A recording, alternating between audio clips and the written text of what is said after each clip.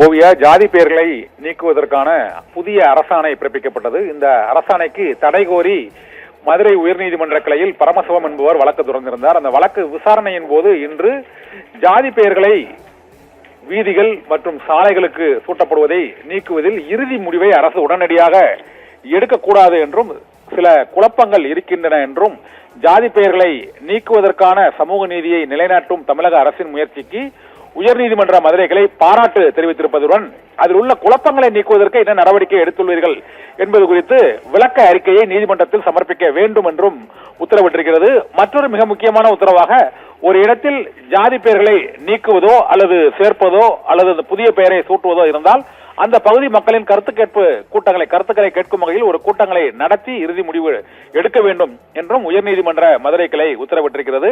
இதனால் தமிழகம் முழுவதும் நீர்நிலைகள், வீதிகள், சாலைகள், மேம்பாலங்கள் ஆகியவற்றிற்கு சூட்டப்பட்ட ஜாதி பெயர்களை நீக்குவது தொடர்பான இறுதி முடிவை உடனடியாக எடுக்க வேண்டும் என்றும் அது குறித்த பல்வேறு குழப்பங்களுக்கு தமிழக அரசு விளக்க அறிக்கையை சமர்ப்பித்து அதன் பின்னர் கருத்து கேட்பு கூட்டங்களையும் அந்தந்த பகுதிகளில் நடத்தி ஜாதி பெயர்களை நீக்குவதற்கான நடவடிக்கைகளை எடுக்க வேண்டும் என்றும் உயர்நீதிமன்ற மதுரை கிளை புதிய உத்தரவை பிறப்பித்திருக்கிறது.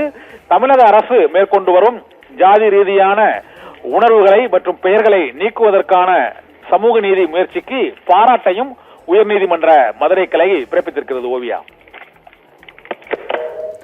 தங்களுடைய விரிவான தகவல்களுக்கு நன்றி கண்ணன்.